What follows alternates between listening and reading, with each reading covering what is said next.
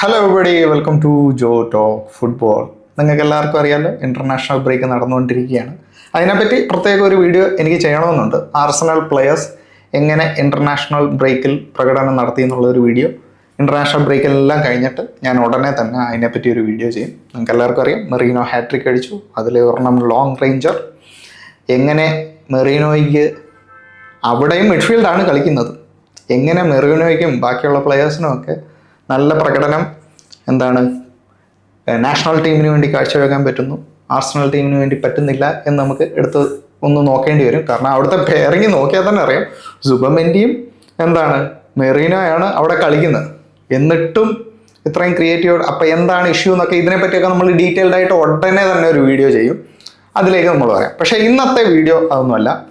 ഇന്നത്തെ video ആർസണലിൻ്റെ champions league ഡ്രോയിനെ പറ്റിയാണ്. ഈ വീഡിയോ ചെയ്യാൻ ഇച്ചിരി ലേറ്റ് ആയെന്ന് എനിക്കറിയാം, ഇതിനിടയ്ക്ക് കുറേ വീഡിയോസ് ഉള്ളത് കൊണ്ടാണ്.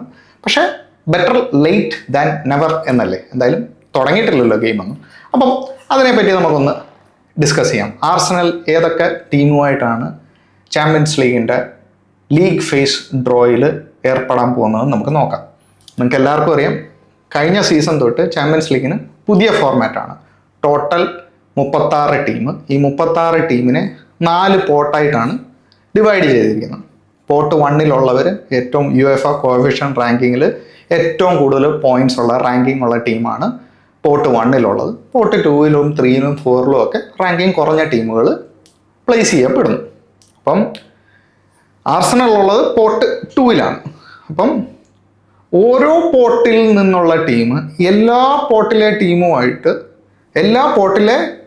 2 ടീമുമായിട്ട് നേരിടും. അതായത് പോർട്ട് 2 നമ്മുടെ ആർസണൽ ടീം പോർട്ട് 1 2 ടീമുമായിട്ട് നേരിടും, പോർട്ട് 2 2 ടീമുമായിട്ട് നേരിടും, പോർട്ട് 3 2 ടീമുമായിട്ട് നേരിടും, പോർട്ട് 4 2 ടീമുമായിട്ട് നേരിടും. അങ്ങനെ ടോട്ടൽ ഈ ലീഗ് ഫേസിലെ കളികളുടെ എണ്ണം എന്ന് പറയുന്നത് 8 എണ്ണമാണ്. അതായത് ഈ 8 എണ്ണം എന്ന് പറയുന്നത് 8 ഡിഫറെൻറ്റ് ഒപ്പോണൻ്റ് ആണ്. 8 ടീമുമായിട്ടാണ് നമ്മൾ നേരിടുന്നത്. അതും 4 എണ്ണം ഹോം, 4 എണ്ണം എവേ. ഇതാണ് പുതിയ ചാമ്പ്യൻസ് ലീഗിൻ്റെ ഫോർമാറ്റ്. നമുക്ക് എല്ലാവർക്കും അറിയാവുന്ന കാര്യമാണ്, ഞാൻ പിന്നെ ഒന്ന് എക്സ്പ്ലെയിൻ ചെയ്തെന്നേ ഉള്ളൂ ഒന്നുകൂടെ. അതിൽ നിന്ന് ഏറ്റവും കൂടുതൽ, അതായത് ഈ ലീഗ് ഫേസ് കഴിഞ്ഞിട്ട് ഈ 8 ഗെയിം കഴിഞ്ഞിട്ട് ഏറ്റവും കൂടുതൽ പോയിന്റ് അക്യുമുലേറ്റ് ചെയ്യുന്ന top 8 teams automatically round of 16 qualify ആവുന്നു. പിന്നെ ബാക്കി 9 to 24 ഉള്ള ടീം നോക്കൗട്ട് മത്സരങ്ങളിൽ ഏർപ്പെട്ടിട്ട് റൗണ്ട് ഓഫ് 16, അതായത് ഓൾറെഡി ക്വാളിഫൈ ആയ ഈ 8 പേരുമായിട്ട് ജോയിൻ ചെയ്യുന്നു. പിന്നെ ബാക്കിയെല്ലാം സെയിം തന്നെ, quarter final, semi final, final. അപ്പോൾ നമുക്ക് തിരിച്ചു വരാം. പോർട്ട് 2, നമ്മുടെ പോർട്ട് 2 തന്നെ വരാം. പോർട്ട് 2 ആർസണലുണ്ട്. Pot 2 Arsenal pot 1 Bayern Munich, അതും നമ്മുടെ ഹോമിലാണ്, ബയർ മ്യൂണിക്കുമായിട്ടാണ് നമ്മൾ ഏറ്റുമുട്ടുന്നത്. അതുപോലെ തന്നെ പോർട്ട് 1 മറ്റൊരു മത്സരം ഇന്റർ മിലാനുമായിട്ടാണ് എവേ. എൻ്റെ ഓർമ്മ ശരിയാണെങ്കിൽ കഴിഞ്ഞ സീസണിലും നമ്മൾ ഇന്റർ മിലാനെ എവേ പോയി തോൽപ്പിച്ചതാണ്.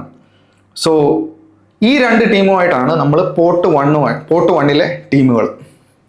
ഇനി പോർട്ട് 2 ടീം പറയുകയാണെങ്കിൽ അത്ലറ്റിക്കോ മഡ്രിഡ്, അതും ഹോമാണ്, എമിറേറ്റ്സ് സ്റ്റേഡിയത്തിൽ വെച്ചിട്ടാണ്. പോർട്ട് 2 മറ്റൊരു ടീമുമായിട്ട് നമ്മൾ ഏർപ്പെടുന്നത് ക്ലബ് ബ്രൂഷാണ്, പക്ഷെ അത് എവയാണ്. ഇനി പോർട്ട് 3 നമ്മൾ വരികയാണെങ്കിൽ ഒളിമ്പിയാക്കോസ് എമിറേറ്റ്സ് സ്റ്റേഡിയത്തിൽ വെച്ചിട്ടാണ് ഒളിമ്പിയാക്കോസുമായിട്ട് നമ്മൾ നേരിടുന്നത്. രണ്ടാമത്തെ ടീം എന്ന് പറയുന്നത് സ്ലാവിയ പ്രാഹ. ഇത് ചെക്ക് റിപ്പബ്ലിക്കിൻ്റെ കഴിഞ്ഞ സീസണിൻ്റെ ചെക്ക് ലീഗിൻ്റെ ചാമ്പ്യന്മാരായിരുന്നു. സ്ലാവിയ പ്രാഹയുമായിട്ട് എവേ മത്സരമാണ്. ഇത് ഈ ചാമ്പ്യൻസ് ലീഗിൻ്റെ ഒരു പ്രത്യേകതയാണല്ലോ, യൂറോപ്പിലെ ബെസ്റ്റ് ടീംസാണ് ഇതിനകത്ത് വരുന്നത്. സോ ചാമ്പ്യന്മാരും സെക്കൻഡ് സ്പോട്ടുള്ളവരും ഒക്കെയാണ്. ഇനി പോർട്ട് 4 വരുമ്പോൾ നമ്മൾ ഏറ്റുമുട്ടുന്ന ടീം എന്ന് പറയുന്നത് കൈറാറ്റ് അൽമാട്ടി. അത് എമിറേറ്റ്സ് സ്റ്റേഡിയത്തിൽ വെച്ചിട്ടാണ്. അൽമാട്ടി നമുക്ക് എല്ലാവർക്കും അറിയാം, കസാക്ക് ലീഗിൽ നിന്നാണ്. കസാക്ക് ലീഗിലെ ചാമ്പ്യന്മാരായിരുന്നു കഴിഞ്ഞ സീസണിൽ. അത് ഹോമാണ്, നമ്മുടെ ഹോമിൽ വെച്ച് എമിറേറ്റ്സ് സ്റ്റേഡിയത്തിൽ വെച്ചിട്ടാണ് കൈറാറ്റ് അൽമാട്ടിയായിട്ട്. സെക്കൻഡ് ഗെയിം എന്ന് പറയുന്നത് അത്ലറ്റിക് ക്ലബ്, അത് എവയാണ്. സോ ഇങ്ങനെയാണ് ആർസണലിൻ്റെ ചാമ്പ്യൻസ് ലീഗ് ഡ്രോ വന്നിരിക്കുന്നത്. മൊത്തത്തിൽ ഒരു റിവ്യൂ പറയുവാണെങ്കിൽ നമുക്ക് ടോപ്പ് 8 കയറാനുള്ള എല്ലാ വകുപ്പും ഉണ്ട്. സ്ക്വാഡ് ഡെപ്ത് ഉണ്ട്, സ്ക്വാഡ് ക്വാളിറ്റി ഉണ്ട്, നല്ല ഡിഫൻസ് ആണ്. ചാമ്പ്യൻസ് ലീഗിലേക്കൊക്കെ വരുമ്പം എസ്പെഷ്യലി ഗ്രൂപ്പ് സ്റ്റേജുകളിൽ ഡിഫൻസ് ഭയങ്കര ഇമ്പോർട്ടൻ്റ് ആണ്. സോ എനിക്ക് തോന്നുന്നത് നമ്മൾ ടോപ്പ് 8 കയറും, എന്നിട്ട് ഓട്ടോമാറ്റിക് ക്വാളിഫിക്കേഷൻ കഴിഞ്ഞ സീസണിൻ്റെ കൂട്ട് തന്നെ ഓട്ടോമാറ്റിക് ക്വാളിഫിക്കേഷൻ എടുക്കാൻ പറ്റുമെന്നാണ് എനിക്ക് തോന്നുന്നത്. അതിനുള്ള ക്വാളിറ്റി ഉണ്ട്. നമ്മളെ കറക്റ്റ് മെൻറ്റാലിറ്റിയോടെ ടീമിനെ സെറ്റപ്പ് ചെയ്താൽ മാത്രം മതി എന്നാണ് എനിക്ക് ഫീൽ ചെയ്യുന്നത്. ബയർ മ്യൂണിക്, ഇതിലെ 3 നമ്മൾ ഗെയിം എടുത്തു നോക്കേണ്ടത് ബയർ മ്യൂണിക്, അത്ലറ്റിക്കോ, ഒളിമ്പിയാക്കോസ്. ഈ 3 ഗെയിമും നമ്മുടെ ഹോമിൽ വെച്ചിട്ടാണ്. അത് നല്ലൊരു അഡ്വാൻറ്റേജ് തന്നെയാണ്. അത്ലറ്റിക് എന്ന് പറയുമ്പോൾ athletic Madrid. So buyer Munich നമ്മുടെ ഹോമിൽ വെച്ചിട്ടാണ്, അത്ലറ്റിക്കോ മാഡ്രിഡ് നമ്മുടെ ഹോമിൽ വെച്ചിട്ടാണ്, അതുപോലെ തന്നെ ഒളിമ്പിയാക്കോസും നമ്മുടെ ഹോമിൽ വെച്ചിട്ടാണ്. ഇത് 3 നമ്മൾ അഡ്വാൻറ്റേജ് എടുക്കുന്നതായിരിക്കും നമുക്ക് നല്ലത്. ആ ഒരു ഓട്ടോമാറ്റിക് ക്വാളിഫിക്കേഷനിലേക്ക് വരണമെങ്കിൽ ഇത് 3 നമ്മൾ അഡ്വാൻറ്റേജ് എടുക്കണം എന്നാണ് എനിക്ക് പറയാനുള്ളത്. ഞാൻ ഇന്നലെ ലോക പടം കണ്ടു. അപ്പം എനിക്കറിയാം ചാമ്പ്യൻസ് ലീഗിനിടയിൽ എന്താണ് ലോക പടം എന്ന് വെച്ച് കഴിഞ്ഞാൽ, ഞാൻ അതിനകത്ത് ആർസണലിൻ്റെ 2-3 ഇടത്ത് റെഫറൻസ് ഉണ്ട്. അപ്പോൾ അതിനെപ്പറ്റി ഒന്ന് ചെറുതായിട്ടൊന്ന് ടച്ചപ്പ് ചെയ്യാം. അതായത് ചന്തു, സലീംകുമാറിൻ്റെ മോൻ്റെ ക്യാരക്ടർ എനിക്ക് തോന്നുന്നു ആർസണൽ ഫാനാണെന്ന്. അത് പറയാനുള്ള കാരണം എന്താണെന്ന് വെച്ച് കഴിഞ്ഞാൽ അവരുടെ റൂമിൽ ലൈക്ക് തിയറി ഹെൻറിയുടെയും സാക്കയുടെയും ഫോട്ടോ ഉണ്ട്. അപ്പോൾ അത് കണ്ടപ്പോൾ ഞാൻ വിചാരിച്ചു ഓക്കെ, ജസ്റ്റ് ഇത് ബാച്ചിലർ റൂം, കോളേജ് പയ്യന്മാരുടെ റൂം എന്ന് കാണിക്കാൻ വേണ്ടിയുള്ള ഒരു സാധനമാണെന്നാണ് ആദ്യം വിചാരിച്ചത്. പിന്നെ പടം ഇങ്ങനെ പോയിക്കൊണ്ടിരുന്നപ്പം ഇവർ ടേഫിൽ കളിക്കുന്ന ഒരു സീനുണ്ട്. അതിനകത്ത് ചന്തു ആർസണലിൻ്റെ ജേഴ്സിയാണ് ഇട്ട്. പിന്നെ ഞാൻ വലിയ കാര്യമാക്കില്ല, അത് ഞാനതങ്ങ് ഓക്കെ നോ പ്രോബ്ലം എന്ന് എഴുതി, അപ്പോൾ അങ്ങനെ ആയിരിക്കും എന്ന് എഴുതി ഞാനതങ്ങ് വിട്ടു. പിന്നെ വേറൊരു സീനിൽ ഫോണിനകത്തൊരു ന്യൂസ് കാണുകയാണ്. അപ്പോൾ ഈ ന്യൂസ് കാണിക്കാനായിട്ട് ഒരു ക്യാരക്ടർ നമ്മുടെ പ്രിയദർശൻ്റെ മോൾക്ക് ഇതിങ്ങനെ ഫോൺ കൊടുക്കുന്നു, അങ്ങനെ വെർട്ടിക്കലായിട്ട് കൊടുക്കുന്നു. പിന്നെ അത് ഹൊറിസോണ്ടലായിട്ട് ഇങ്ങനെ ചേഞ്ച് ചെയ്യുമ്പം ആ ന്യൂസിൻ്റെ തൊട്ട് താഴെ ഈ റെക്കമെൻഡഡ് വീഡിയോസ് വരുന്നില്ലേ, തൊട്ട് താഴെ അർട്ടറ്റയുടെ press conference.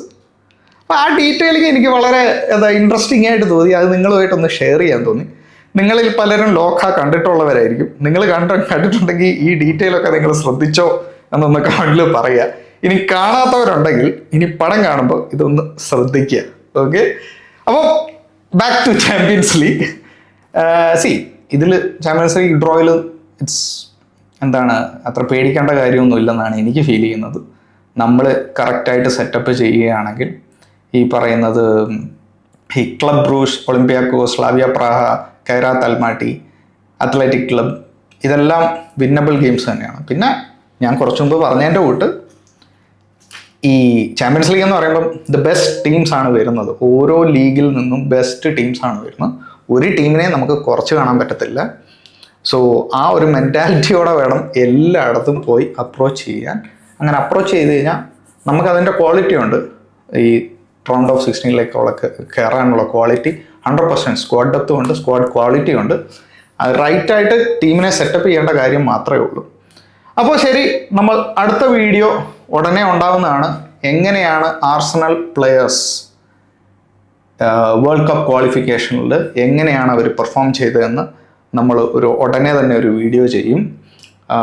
So until then, thank you so much. നിങ്ങളാരും സബ്സ്ക്രൈബ് ചെയ്യാൻ മറക്കരുത്. കമോൺ ഗൈസ്, ഒരുപാട് പേര് സബ്സ്ക്രൈബ് ചെയ്യാത്തവരുണ്ട്. Please subscribe. Thank you so much. Take care.